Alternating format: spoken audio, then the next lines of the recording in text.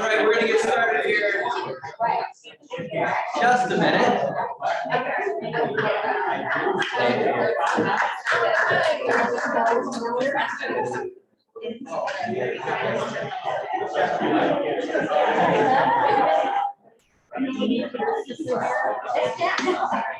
I'm with him now.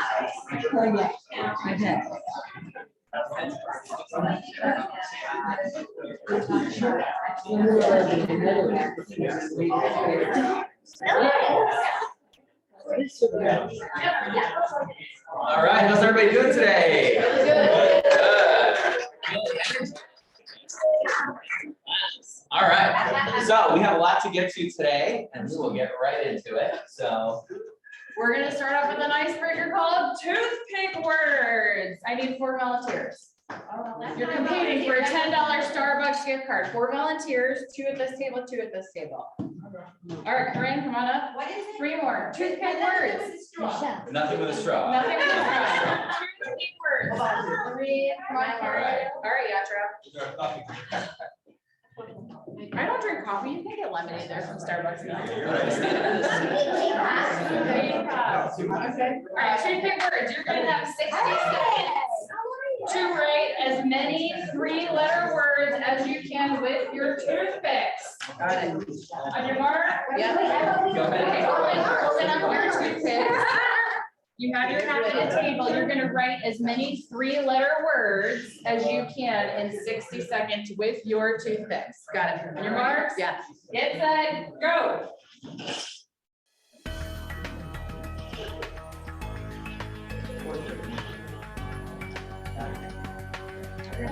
It really is. Pat, hot.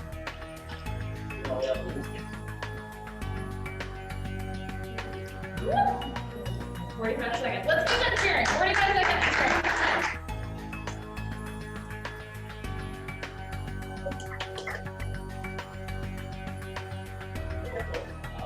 Play.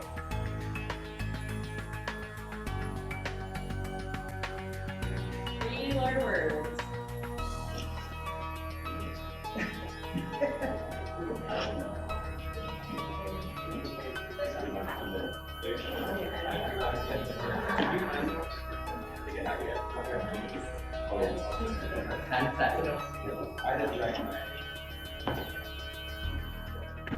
Three, 2, 1. Put down all your toothpicks. All right. So Karen, you have 6 complete words. Tit, thick, fat, tie, tap, and eat, and cat. Right. So you have 6. Does anybody have more than 6? I have 6. Oh, Corinne, I think I only have 5. My mark, they're all together. how many do you have? tiebreaker? I Sure. have 4. I feel like there's an easier way to make certain letters than that. I know, and this one, I was breaking for my piece and she was, yeah, so Wait, that's. 6 and 6. Okay, what do we want to do? You both get a $10 Starbucks. Oh, I know her. That's my mom. Oh. I know where she lives, so we're good. I know. Thank you. I love you. All right, we always like to remind everybody what the foundation of Keller Williams is all about. We're gonna have everybody stand and we will read together the Y4CUT. This is the foundation of Keller Williams. As we look to get into business with other co-broks and new agents coming in, we look for people that are like-minded and part of our culture. So this is what that means. Ready? Win-win or no deal. Integrity. Do the right thing. Customers always come first. Commitment in all things. Communication. Speak first to understand. Creativity. Ideas before results. Teamwork. Together, everyone achieves more. Trust starts with honesty. Equity. Opportunities for all. And success results through people. Have a seat. We're going to jump right into the meat of our content today. And so I'd like to invite up Lauren Witt and Frank Ruma.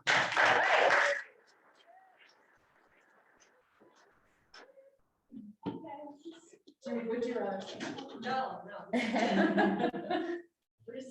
So we asked Lauren and Frank to be on this panel to talk about a listing-based business. And so, yeah, you're gonna have ebbs and flows of your listings year to year, but overall consistency gives you great results. So Lauren, you just celebrated 5 years in real estate in February or March?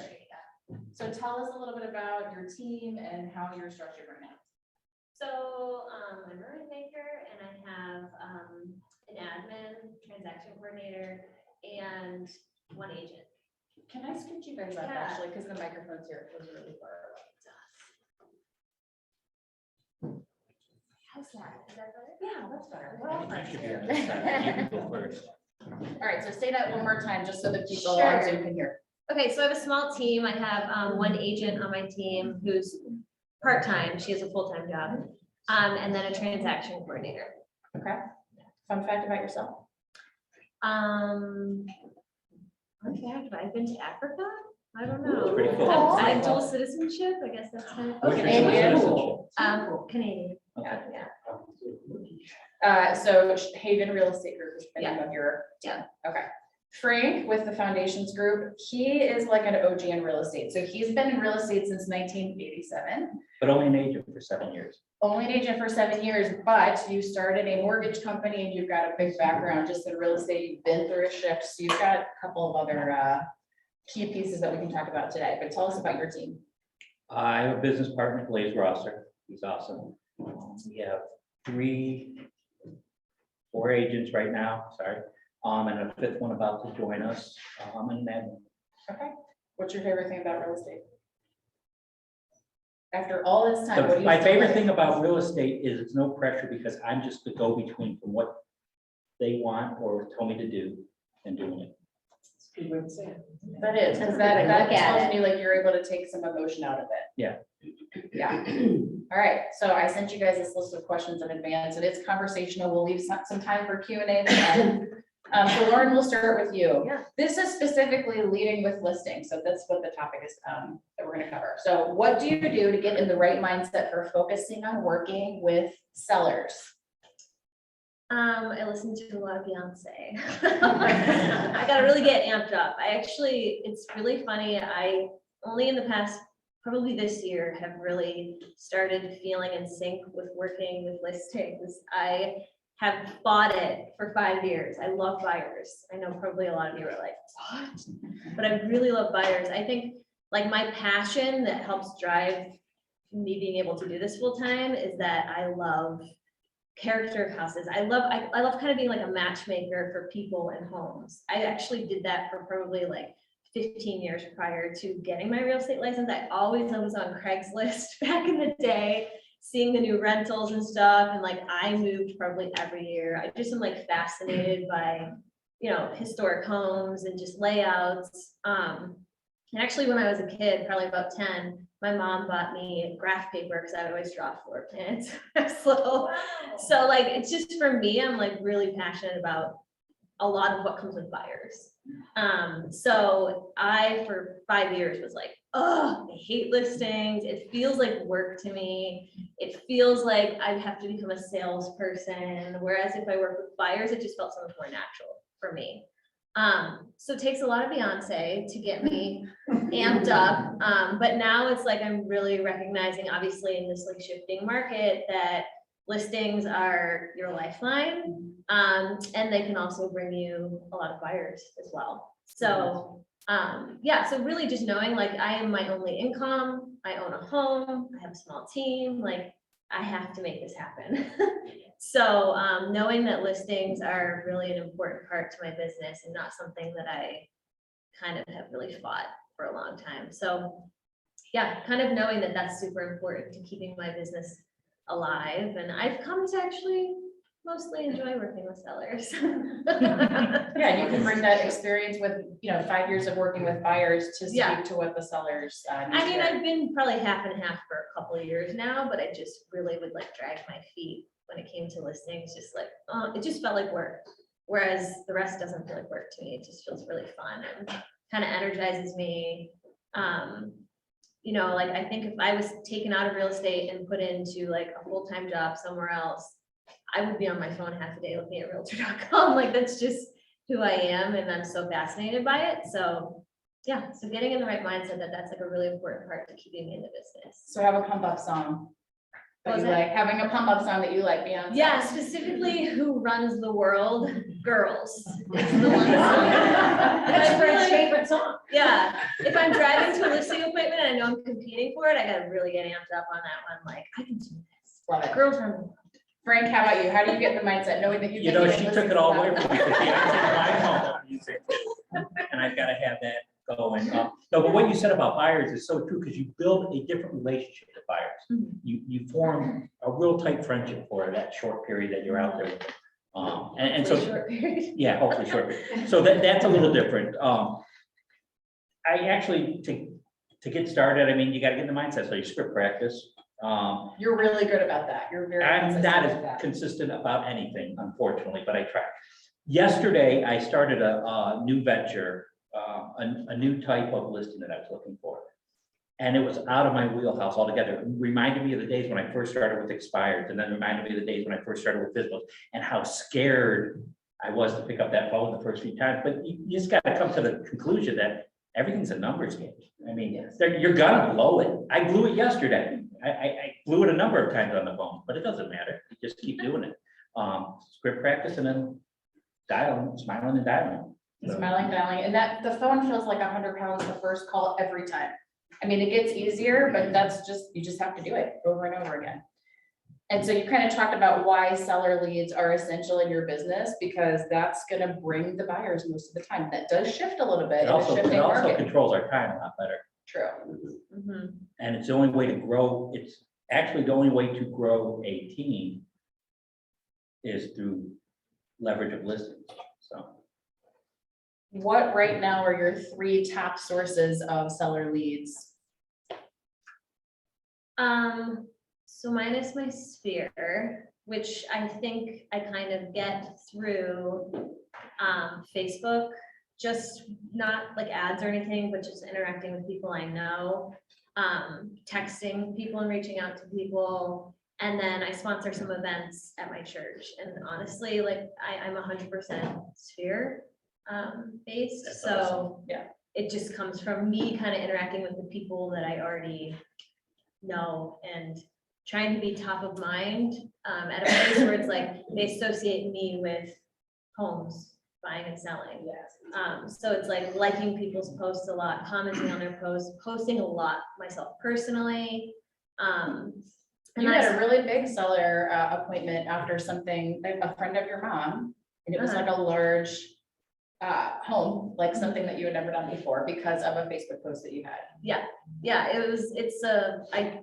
they still haven't listed, so I'm not gonna say I didn't get it yet, but it says $6 million Nice. homes. Wow, just from social, and it was like a Yeah. very unassuming type of post, but just being out there, like we know the importance of social media.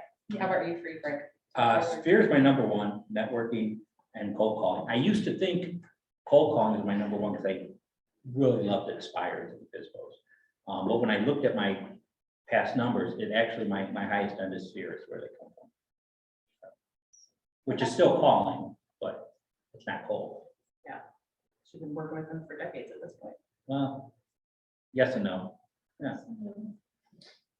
How do you surprise and delight your sellers from the beginning of the process to the end and on?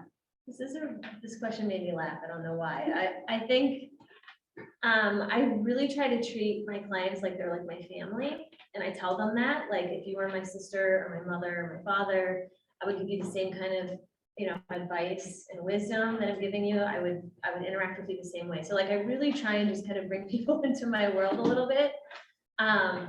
So that we really build a relationship. And I think, integrity, authenticity, communication, that's like my core values are huge. And I think it creates a connection with people that they just enjoy working with you.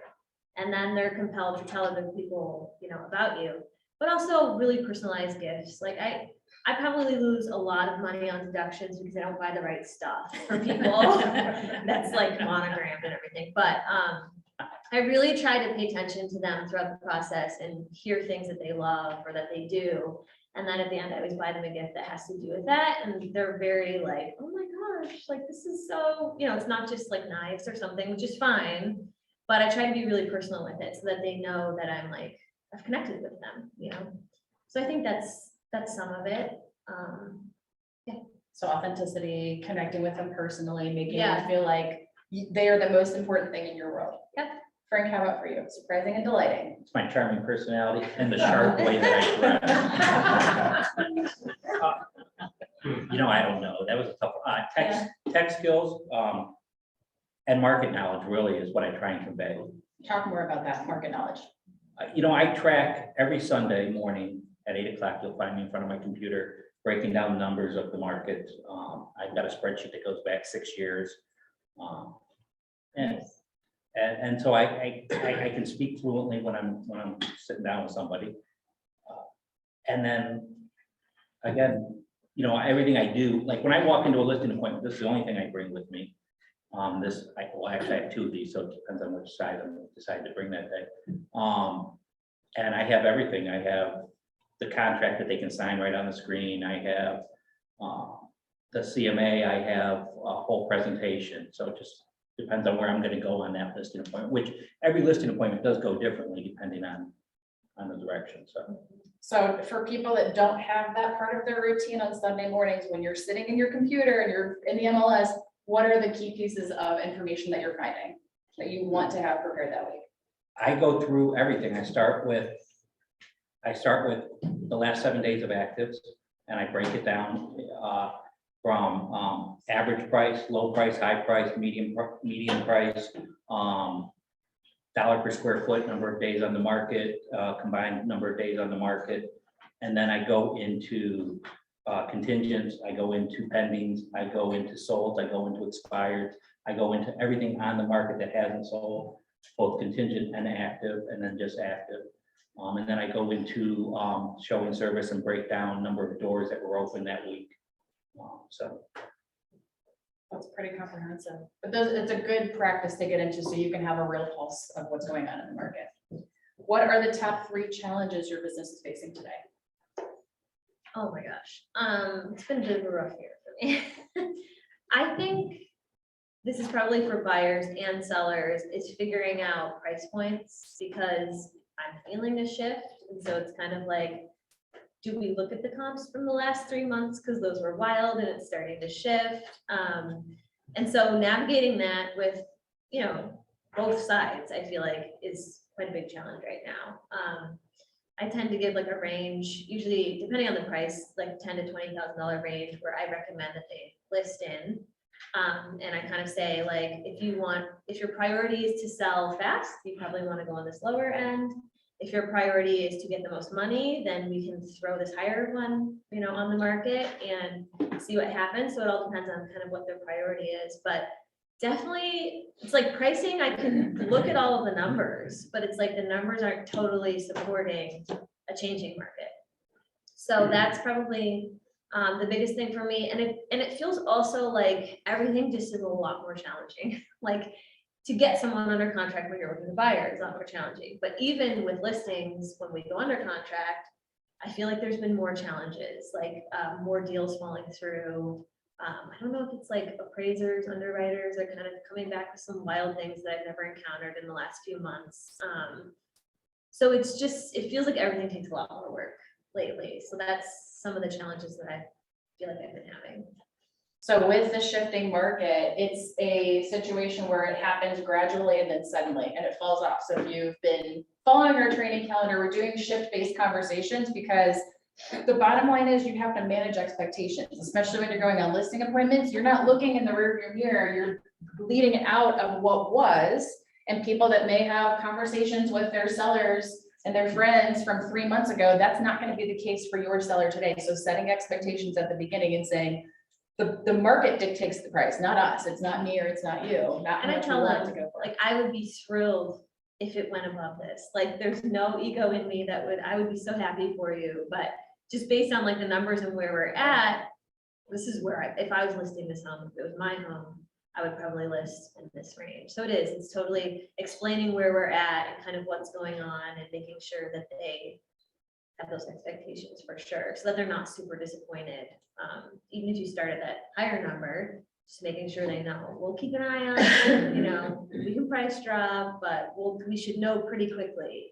you And know, having what a to do. good pulse of the market to go into that conversation very educated Yeah. takes the emotion right out of it. This is Yeah. the facts. This is Yeah. what has happened. Frank, biggest challenges for you right now?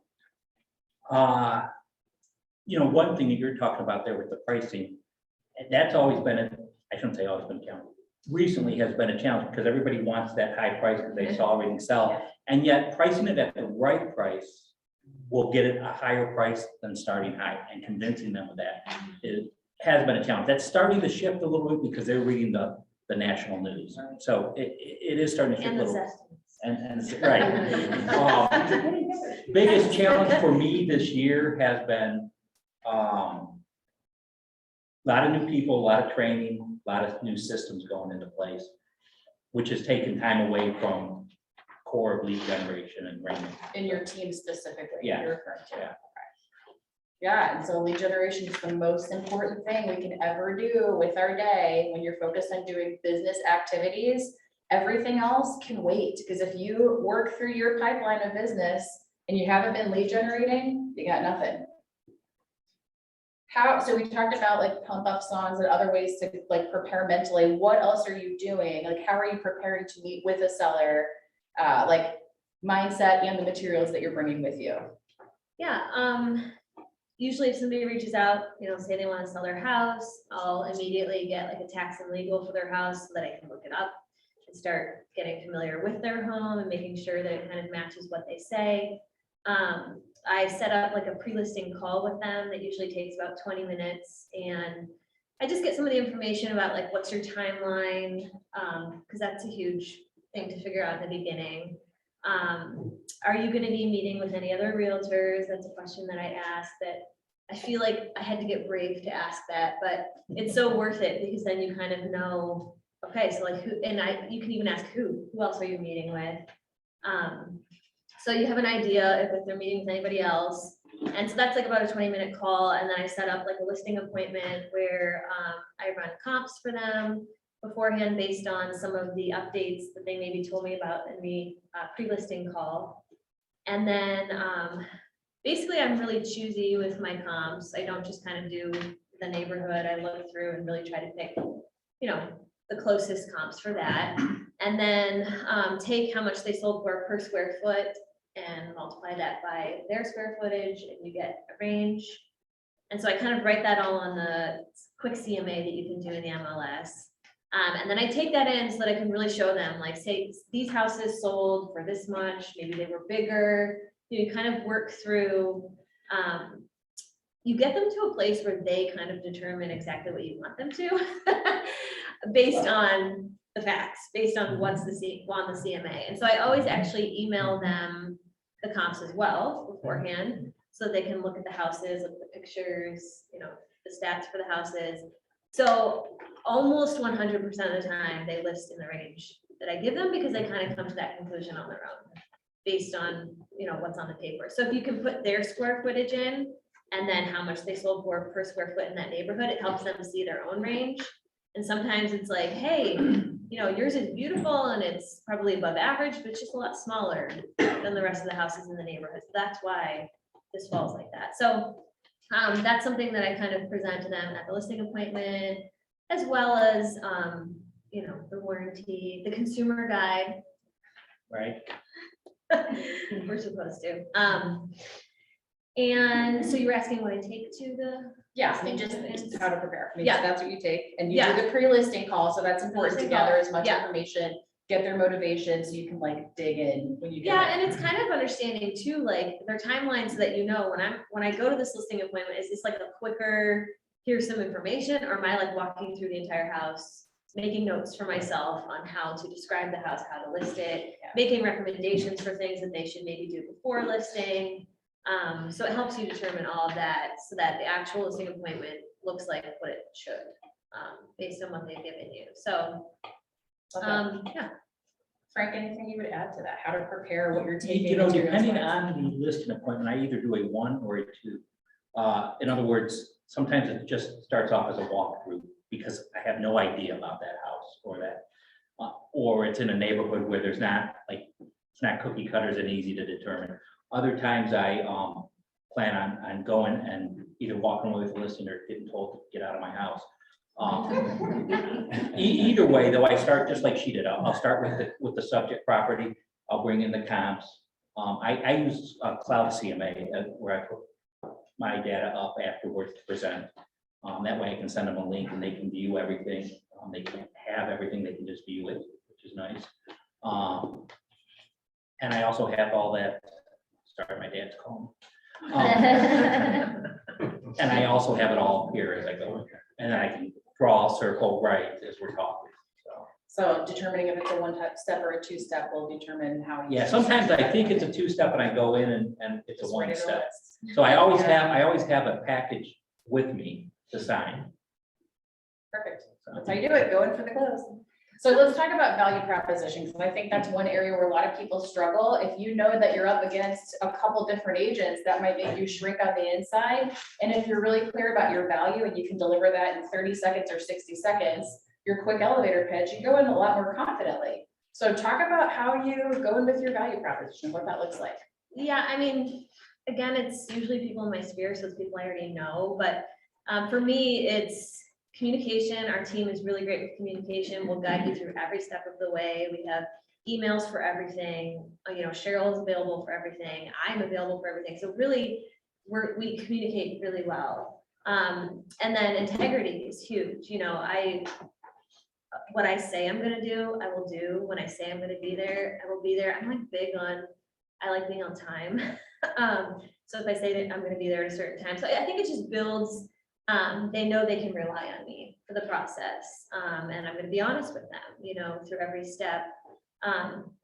So I think it's a little different because it's mostly people who already know me. And so there's already kind of that value where they've reached out and said, I want you to sell my house for me or whatever. But I think little things like professional photos, I can't even believe how many listings I see where it's like, I mean, they're not that expensive. They're really not that expensive. And it just makes your listing look so much better. So just little things like that, honestly, Your can flip set phone you. is fine to take those pictures. It can set you apart because there's still enough people, I think, that just don't do it. So I bring a professional photographer in and take the photos. I do some like light staging myself, where I have kind of a good eye for that. So I'll walk through and be like, and I always tell them, like, I would recommend, like, if it's not something you've seen on like Joanna Gaines shows, maybe put it away.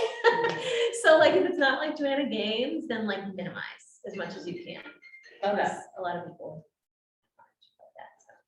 So Frank, you have, like, she's sphere-based mostly. Talk about if you don't know a person and it is a cold call from. I struggle with experience, value proposition. I'm one of those people that struggle with value proposition, to be honest with you. When I do go in though, in the last market, before our present market, and I don't mean the shifting market, but the last couple of years, when my houses weren't selling as quick as they're selling now. I had reams of expireds that I took with the data. This agent had that, I don't put the agent's name, but on the market for 100 days, we put it on, it was sold in 15 days at 98.9% of asking price, and I have pages of that, and then I take them through pages of showing them, this house, this is one of the expireds we listed, this is what their pictures were like, this is what it looked like when we listed it, and then I take care of paying for a stager to go in, and our pictures are usually pretty top notch, so. Love that. So yours is evidence-based, Yeah. comparing agent. That's A part of my versus your listing results. presentation. It's, Yeah. it's all on my screen that I just flip them through and let them look at. But yes, we do. That's helpful An because somebody iPad could or- have. I'm What? sorry. Is it iPad or? It just depends on the day, because this is an iPad here, but I've gone through using Chromebook, Chrome tablets. I'm very ADD, so I switch my systems too often. And the way I do things too often. All right, so we have a couple minutes left. We're gonna wrap up the last two questions. How do you handle objections when asking for a listing agreement? So I am the worst at asking for listing agreements to be signed, like at the listing appointment. I maybe never have. So I think part of what I do is I give them the range for the neighborhood, and then I say, well, now that I've been able to like walk through your home, I'm gonna go back and I'm gonna study the comps again, and then I'll be able to give you like a $10,000 range. And so I kind of give that with the listing agreement, I guess. But I don't know, I think it's largely because I'm Spear-based, they're not interviewing other agents a lot of the time, so it's kind of, it's like a very low-key, just let's do this as it comes kind of thing. A lot of times I send the listing agreement with the disclosures and everything, and they just start filling it all out. So I'm terrible. I'm not somebody who asks for listing agreements to be signed. Now, if I was competing, like there's been appointments I've gone to where I knew I was competing with a couple other agents in like, you know, my first few years especially. And I would ask, but I'm not good at it. I wouldn't probably get it. So, Okay, yeah. so Frank, how about for you? What do you do? Objections you try and handle through script, other than commission, is there any other reason why you wouldn't list with me today? The whole You know, script. type of things. And same thing for, I'm not good at asking for it either, but asking, you know, is there any reason why we shouldn't get your house on the market today? Get things going. I mean, just ask them. You don't ask, you don't get.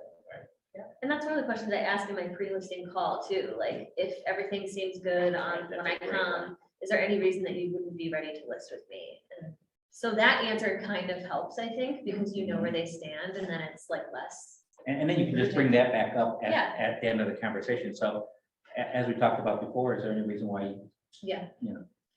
So if you think of an objection as an unanswered question, you can better prepare your pre-listing conversations to address the things that you hear most frequently.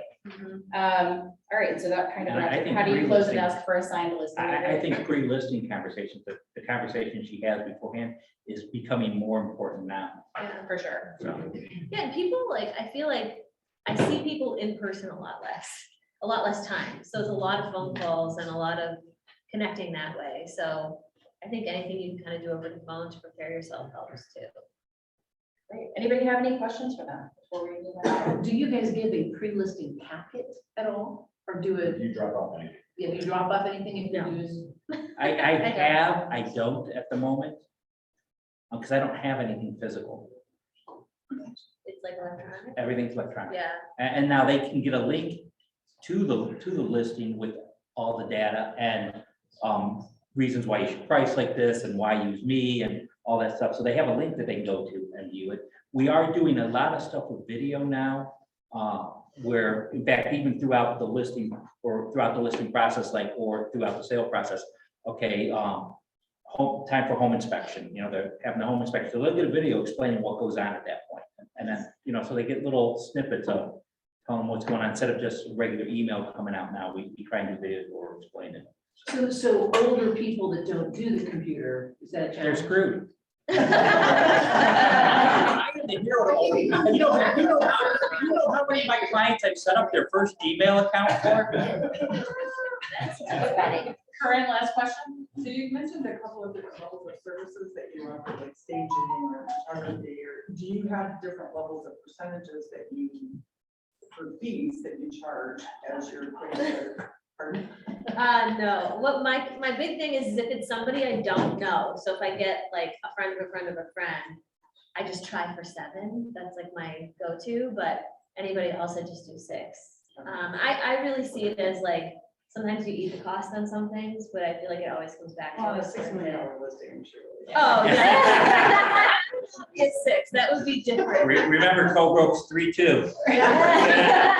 I'm thinking like, you know, your average sales like 3 and under, yeah, that would be different for sure. All right, you guys are awesome. I think Frank is going into a meeting. Lauren can stick around for questions afterwards. Thank you, guys. Okay, thank you.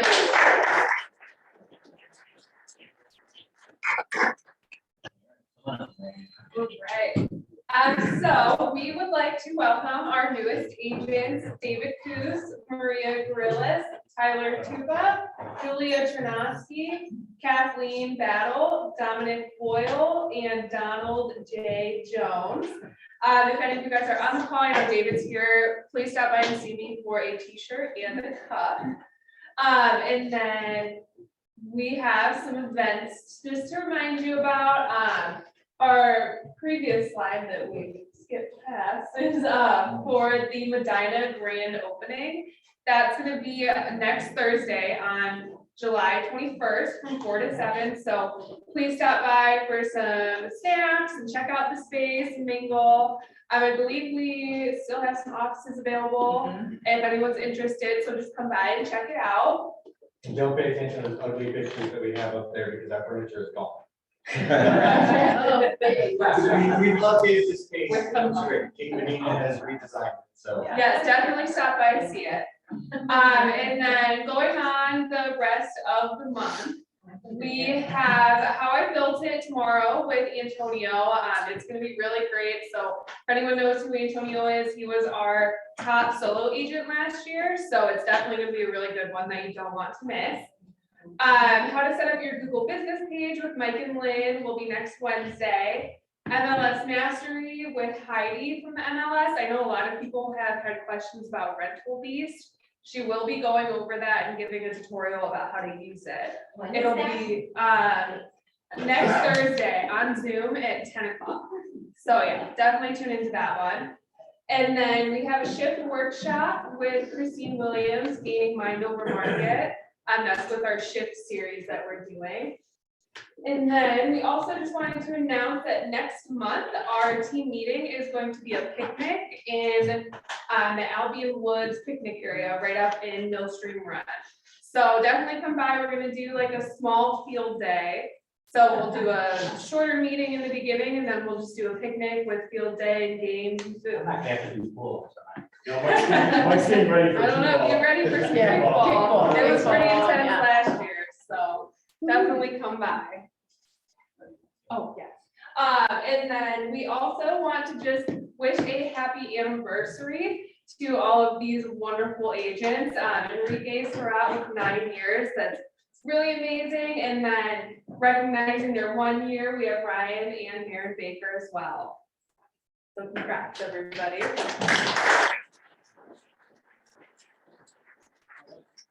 As a part of some new things that we're doing around the office, it's really, really important to me because I know how hard all of you work in real estate, in your careers, and you also have lives too. So if you have anything going on in your life that meets the hashtag celebrate elevate, let me know. I'll be happy to make a gift for you. But seriously though, thank you for all that you do. For this month, Celebrate Elevate, I'd like to congratulate Michael and Aaron on their wedding and Melissa Hollingsworth and Denny on their wedding as well. Nate, Mike and Holly, they rocked those out. I thought those were unbelievable. So he's doing a great job. So speaking of top producers, Print's getting small. I know. So let's congratulate Swade Baum, Jessica Baumer, Jalissa Bella, Sean Bell, Antonio Biasiota, Aaron Boer, Troy Bratz, Sue Berkey, Ivana Carson, Noor Shihade, Josh and Melanie Corin, Angela Davidson, Jenny Duncan, Serge Alvalou, Nathan Fisher, Jeanette Fitzgerald, Rich Ganem, Stephen Gates, Trisha Gladish, CJ Harrington, Jenna Hayes, Beth Hedke, Hannah Heuser, Pam Holly, Richard and Letitia Holmes, Morgan Castor, Mara Collins, Teresa Klein, Chris Kramer, Joy Larson, Brian Lobb, Lene Lencioni, Daniela Maragos, Ruth Mather, Ashley and Corey McTaggart, Amanda McWilliams, Mark and Natasha Metz, Chris and Yatra Mascarino, Roger Nair, Stacy Nugent, Cindy Otanoga, Sanjay Patel, Carolyn Pitlick, Anita Rapepi, Dana Roman, Blaze Rosser, Frank Ruma, Laura Schuler, Peter Shimada, Pam Simon, Michael Smith, Christine Stowell, Kathy Strippy, Andy Swoboda, Lisa Timko, Napoleon Titzinger, Bruce Trammell, Callan Medana, Leon Van Newen, Nick Vierzy, Matt Warner, Diane Weslow, Justin Weslow, and Christine Williams. It's a big list.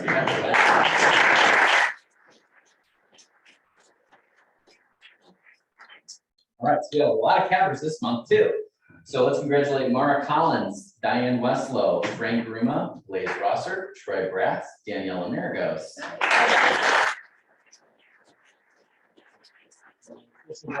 Jenna Hayes, Nick Beersey, and Hannah Weiser. And so, as you know, some of the leadership promotions and different things in the office, we have been looking for a new front desk person, and I am pleased to introduce Holly Pitcole. Holly. Thank you very much. She's so diligent at doing her job. So, but no, really, like Holly's has been able to help us out tremendously and frees up more time in my day to be able to help serve you better. So we really are appreciative of her. And then Ron, you're up. Perfect. Good morning, everyone. Morning. Just wanted to clear a couple things. So with Rental Beast, we've heard the feedback. I know the MLS has heard the feedback as well. So a couple of things. So you can still do a historical search in the MLS for rental listings. Let's see what it's called, Rental Detail Historical. And so that's first and foremost. So you can still see your normal search pattern. You can still do that. According to the MLS, it'll still be available until all the glitches are worked out and it's a seamless transition to Rental Beast. First and foremost. I heard feedback about Rental Beast costing $550 a year, or there's a monthly program as well. So the way Rental Beast works is anything put into the MLS, it's free. So I mean, we're members of the MLS, we're paying for the MLS, so you don't have to pay anything extra. It's if you want to get the listings that are the owners, using all these different websites, putting their own properties that they own, third-party websites. So if you want to get those listings as well, that's what the fee is for. And as far as inputting rental listings, eventually it will be going over to the Rental Beast platform. However, right now you can still do it within the MLS. So I've called the MLS quite a few times regarding this. They always answer their phone. God bless them. So I mean, if you have any questions, and Heidi will be here next Thursday, please just give them a call. They know that there's glitches. They're well aware. They have the personnel from Rental Beast working on them. So don't be hesitant to give them a call, basically. That's first and foremost. The second one, so there's been an update to the residential property disclosure form. So if we could go down to the 5th page, please. This went into effect on June 1st. It does not need to be implemented until January 1st of next year. The game plan here is, and I will make sure we send out plenty of communication, is to have September 1st. Reason being is it needs to be auto-filled by .loop and DocuSign, and we know and are aware of some of the issues with the purchase agreement. We want to make sure that this is all done correctly up front, so we don't have any issues or anything of that nature. So if the changes are, so if you scroll down a little bit. So at the bottom here, it states purchaser should exercise whatever due diligence purchaser deems necessary with respect to the potential presence of hazardous materials, radon gas, lead pipes, toxic mold, etc., that may affect the purchaser's decision to purchase the property. See Appendix A for list of resources. So then if you go to page 6, so that verbiage is new on page 5, and then this appendix is new as well. So it basically has resources for purchasers that might be concerned for whatever the reasons are. So again, September 1st is the plan to have it roll out. There'll be plenty of communication. We want to make sure it's good and .loop and DocuSign first. I know there's questions, so let's just say it rolls out September 1st and we don't get it under contract until January. Does the seller need to update if they're using the old residential property disclosure to the new one? The answer is no, they technically don't have to update it, yet to avoid potential civil lawsuits, it's not a bad idea to have them update it. So again, there'll be plenty more communication. I just wanted to make you all aware of it. Any questions regarding rental? Well, don't ask me about Rental Beast. About the updated disclosure? Yes, Stephen. I found that the downloaded version, I call it the .com version from the state of Ohio, is the best version of that property disclosure, the one that you can send to somebody by email. They can fill correctly. I printed one of those last night, and every little box works correctly, which is the problem with that document. So Yeah. In my own business, I'm using that form now, just going ahead with it, and it's my own practice. And that's perfectly fine, and I'll connect with you to make sure I get that version, and make sure when we use it that. Because it autofills, and I now send that as an email, so for presentation, it just occurred. It's really cool, you just send it to them, they electronically fill it. You don't have to assign it through .loop, you don't miss line A, whatever, there's one that's always missing. It's, if you go to the, matter of fact, go to the Realtor, Ohio Association of Realtors and find that form, it'll take you to the state form. Or you can go directly to state and get the form. Yeah. If not, Rob, I'll send you my copy of it, because I have a separate name for it, .com version, I'll just send it to you, or you can send it out. It's an autofill PDF, it's wonderful. Awesome. All right, thank you. Real quick note on the purchase contract, I appreciate Kim Vanderlip bringing this to my attention today, so we made a couple changes on Monday that we were made aware of, just making things easier for autofilling and just a couple check boxes that were missed. So if over the weekend you created your own templates, anything that I've updated or and Holly's been helping update as well, won't be live on your side. So if you create your own templates, go into the Elevate fillable docs and pull the new purchase contract into your own templates, and it'll be easier and more updated. So thanks for that, Tim. And then PC update, Yatra and Chris. Hello. Hi. Everybody? Go ahead. So Yatra and Chris with Excel and Elevate. So today we're going to just talk a little bit about some of the objections that you might be getting with buyers now that things are changing a little bit. So not sure what you guys are hearing. Are you guys hearing buyers that, you know, want to kind of put their homes on hold right now? What are you guys hearing out there? Hearing a lot of that. Yeah, What kind of objections? Well, they're saying, well, the rate's gone up, you know, I mean, I'm in the middle of a transaction with the buyer, got extended their rate 3 times, and now they have to flip to another loan, so they've gone from a 3.5% to a 5.5%. Okay. So they're ready to dive into some, but my statement to them is buy the house and follow the rate. So in 2 years, 3 years, when the rates change, you have the opportunity then to refinance to get the house now. yeah, absolutely. 100%.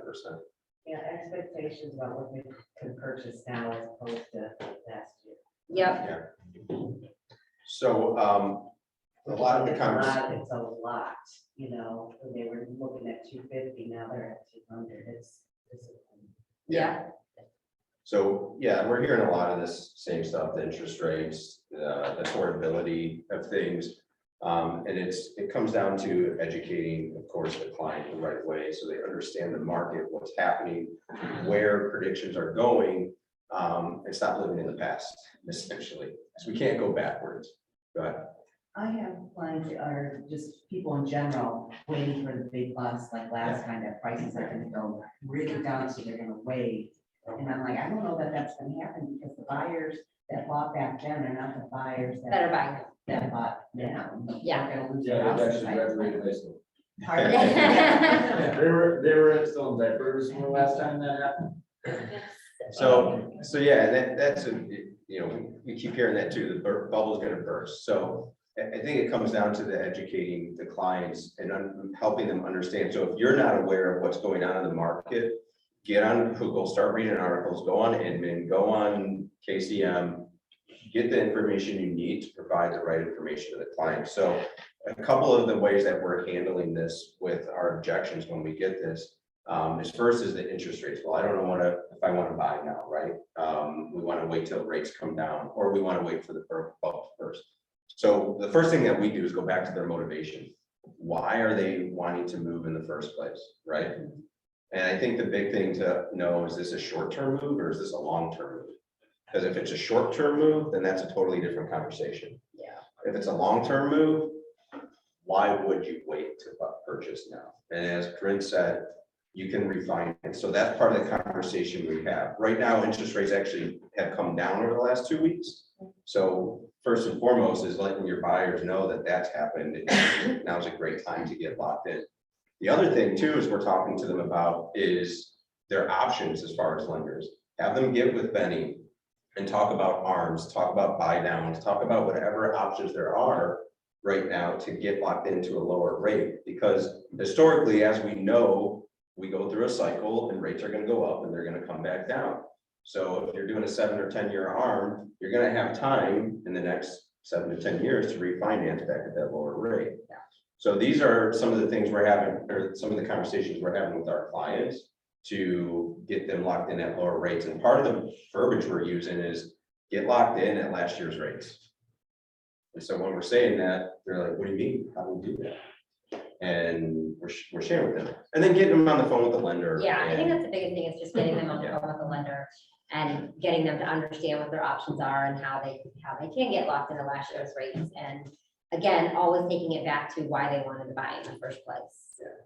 Now to, go ahead. I was gonna add something, on interest rates. Did they show from 1980 to now what interest rates have been? Yeah. 14.5%. I mean, seriously, but it should show them that, I mean, even in 2002, when I bought my first house, I was at 8%, right? Right. Show them where that's been trajectory wise, and we're still below what people and parents or whomever have bought houses just in the last 20 years. Yeah, absolutely. And educating them, like you said, on the market and 5.3% is not a bad rate. 5.5% is not a bad rate. So the other conversation, do we have a couple more minutes? No, I just want to add, so how many of you, when you pay your monthly mortgage payment, write 6% or whatever interest rate that you have on the check? You don't, right? Yeah. You write it whatever the payment is. So get your clients to focus on what the payment is. and not. Take rate out of the conversation completely. Focus on the payment. Yeah, and I tell people that like every day, that's not like that. That's a That's great, good. that's a great way to put I it. talk about how you don't go to cocktail parties and brag about your interest rate to everybody. Some people might, but I've seen that before. Might have done that a time or two. I think what's important about getting to them to buy now though too, is again, understanding that right now, all the predictions are that homes are going to still appreciate over the next 5 years, anywhere from 3 to 5%. And we're still probably gonna see interest rates rise over the next year or two. I mean, there's still questions about the recession and stuff that could maybe not go as high as we initially thought. However, the question I would ask is, if you were in this situation a year ago and you bought a year ago, you'd be happy, right? Yeah, well, do you want to be in that same situation a year from now? Or would you rather be looking and having to pay higher prices a year from now and having a higher payment? Yeah. So I think once you start, and even showing them the numbers, I think that's so important, is getting them to understand what that monthly payment is versus what the actual price of the home. Yeah, Thank you, guys. yeah, thank you. There's not gonna be a bubble. Speaking of extra space, we have the cross-country contingent with us today, so I don't know if all three of you want to come on or just Ben, or, I'm good. I'm supporting that. okay, I like it. Yeah. Oh my gosh. Noah hasn't been in the front of the room in a few months. So I want to bring him to sit it out. He's gonna recharge his battery's low. I know. I promise I'll only keep you guys here for 2 to 3 hours. There's nothing to talk about. Hello? So today I want to touch on some VA stuff that's super important. So some of it is good, some of it is not great. So the good news, VA announced federally that you can have the buyers pay for the pest inspection. So that could be a good negotiation tool from one side or the other, if you're listing or buying, but that's something good to know that we can utilize the buyer's paying. Is that effective already? Already, yes.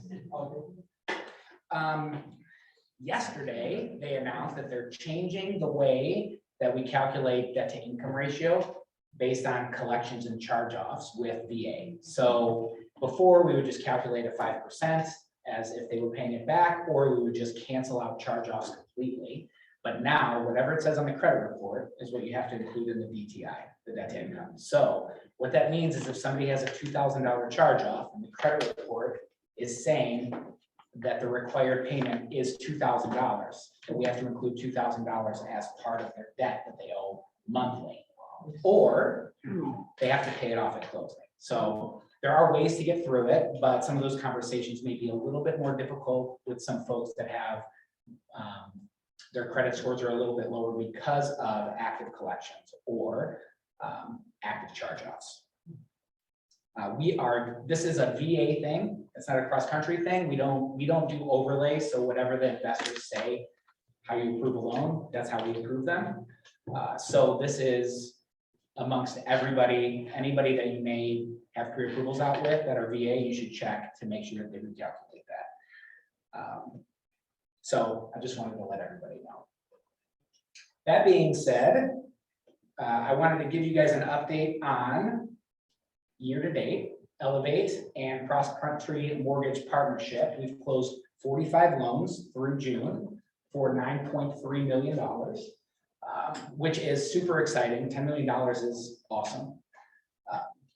And so for the second half of the year, we're going to do a contest with the entire market center for, it is for individual agents, but individual agents even on teams. So for example, Beth would be included in the contest, but the Joy team, that's not what the contest is going to be. So the #1 individual referral agent with closed loans from July 1st through December 31st is going to win a night out with me, Noah, Kate, and Shireen.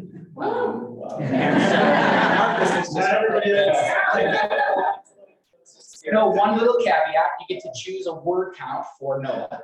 So give him 1,000 words and he'll be done talking in 20 minutes and the rest of the night will be all fine.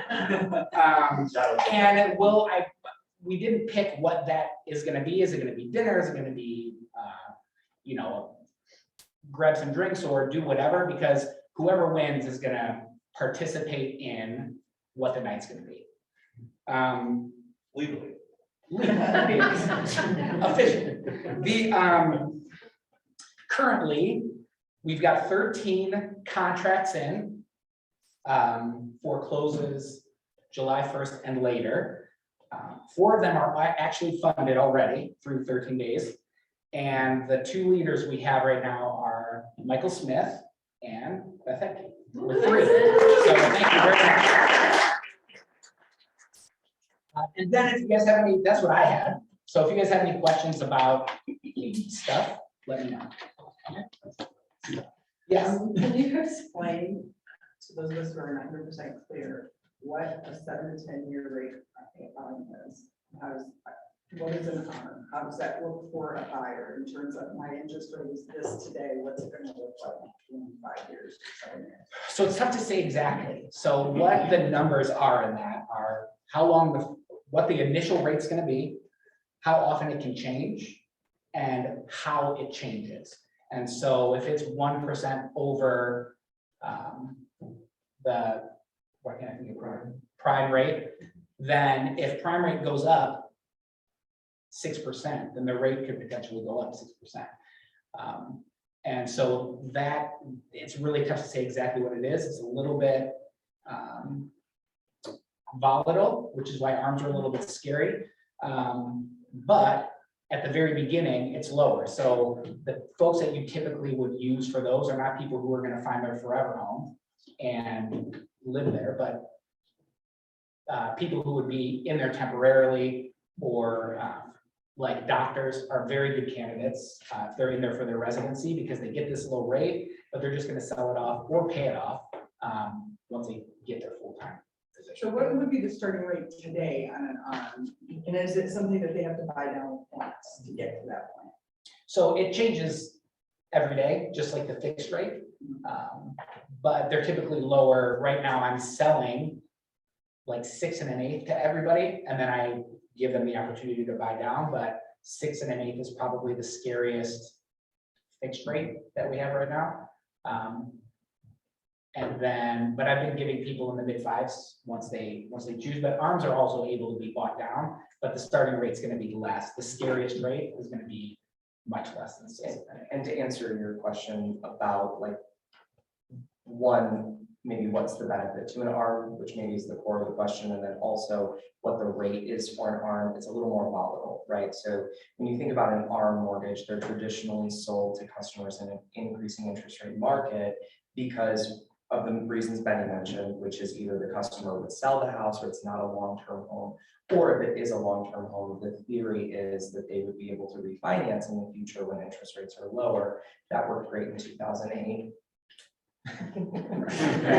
So the investors in the mortgages are wise to that now. And so ARM rate mortgages are not always the most attractive version of a loan because the investors don't, and by investor, I mean Fannie and Freddie, don't necessarily want to be in a situation where they have a high default rate like they did back then, because customers were locked into loans where they could afford the payment at this rate and then were not able to refinance, were not able to sell. So the rate for an ARM, a lot of times in this market right now, is not as attractive as the rate for a fixed rate loan with some points. We offer a feature that allows you to buy the rate down. I'm sorry, we'll give you a 2-year discount on the rate initially.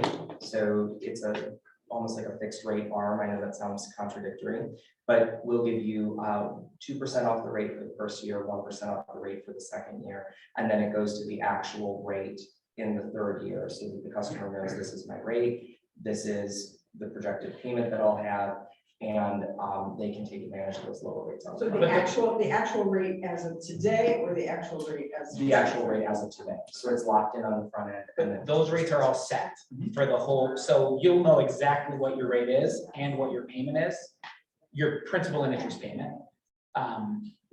And when those will take effect, as opposed to the ARM, this is the date it'll take effect, and it's kind of a crapshoot what your rate's gonna be at that point. But this way, they're fixed and set at the beginning. So it's maybe we can collaborate on like an ARMS video or Yeah. class. and Yeah, just have you that really- conversation. And you guys will be here for additional questions after. Absolutely, yeah. Thank you, guys. All right. Appreciate it. So real quick, I know that inflation is hitting everybody, so we wanted to go over some quick money saving tips. Lynn, you're welcome for the panda, by the way. Yeah. So I love like money hacks, like they're some of my favorite things, play the credit card game, the points, all that fun stuff. So there's 2 apps I have for you, the Truebill Budget App Tracker app. This cancels subscriptions. So a lot of people with COVID don't know they had subscriptions still going. You can put everything in one place. It allows you to manage them. You can stay on top of your bills and then cancel them if you don't want them anymore. And the other one is my new favorite app, is the Upside app, because everyone buys gas. If you haven't used this, I have about 5 transactions of gas and $25 back. Yeah. So it's solid. And it's like our profit sharing tree, so there's a downline. So if anyone wants my link, let me know. And they changed the prices, so right now, if I send my link out, anyone takes it $7. I get $7 back for when I invite.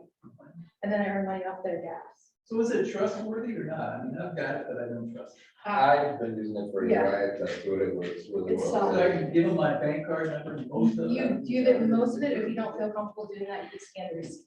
Yeah, I scan receipts, but they still don't. They want my bank card. They don't take it all. Yeah, no, but when you diminish it, then the time it takes to break it is reduced. Your call. So when you're saying it's safe, he's saying. Yeah, I have $25 back, and if anyone else would take my link, I can. I've only had 10 different Lynn Scotts reach out to me this morning. It also works at different restaurants, but the restaurants are a little tricky because they only offer like, say they throw out 10 a day, you have to claim it, and then you scan your receipt for that. And you get like 7 to 10% back, so about $10 back. So the gas one is huge because every single person here, and they're different places. Like, so say you're in Canton, they might give you less in Canton. So if I can go to Akron and get my gas, because it's a difference, like I was getting 12 cents up here, I'm like, no, waiting, got to Medina and it was 32 cents. That's where I'm getting gas. So it's just giving those, they get a cutoff of how much business they bring in, they know that you're using that. So it's solid if anyone's interested in saving money that way. You don't have to do much other than claim, go in there, tell which credit card you're gonna use, and then put it in, and then like a day you get your money. And there's no cost to have that. Nope, you have to put a minimum of $10, you have to collect $10 before you can cash it out. You can do gift card, PayPal, or back to your bank account. If you use your credit card, does the money go onto your credit card? You can go with gift card, PayPal, or your bank, whatever you choose, whatever you're comfortable with. But it's a decent app, and I was skeptical at first, and I was like, well, even if it's crazy and my credit card says cancel the credit card. You know, turn that one off and, you know, send me a new one. But I haven't had any trouble. And I'm a little leery and it's 265 a bit encryption, so you're okay as anything else on online. Thanks for those tips, we appreciate it. Really quick, before we wrap up, Jennifer from Infinity is here with a special guest. Do you want to do a quick 60-second introduction? Sure. Yeah, come on down. 60 seconds. seconds. Yeah, come on down. I'm here with the whole team, actually, Tina Opria and Rosanna today as well, so Elevate, Jennifer Fig and Infinity. Thanks for a great Q2. We actually are delivering checks here today too, which is always super fun, only 4 times a year, so we love it. So thanks for a great quarter, and Q3 looks to be great too. We have a really fun new update in addition to our family, and his name is Dave Freeberg. David Freeberg has been a resource for me since I opened up my doors at Infinity, preparing deeds, just advise, and now he's actually sitting right next to me at the office at Rockside Road, Chief Legal Counsel. So I'm gonna let him talk a little bit, two seconds about what he's gonna be able to do for you guys. Sure, great. Just real quick, as far as my background, I'm a certified specialist in residential real estate, which means basically my entire career for the last more than 2 decades, this residential real estate is what I've been doing.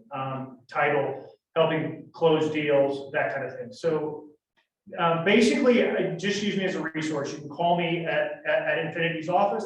I'll give you my cell number if you want to call me on my cell. You have questions everywhere from who do I need to have sign a listing contract? I have a trust. I have an LLC, whatever. Okay. If it concerns your deal at all, whether you're going to use Infinity or not, you just have a question, just give me a call. I'll be more than happy to help. Unbelievable resource, you guys, truly, especially when we were talking about the listings earlier in that conversation, just having somebody give you the set of eyes so that you've got the right people signing listing contracts, agreements.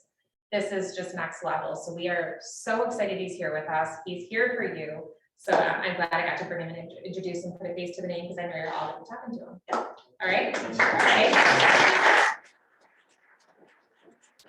Lunch is here, so we're gonna dismiss the meeting and go grab some lunch. Thanks, everybody.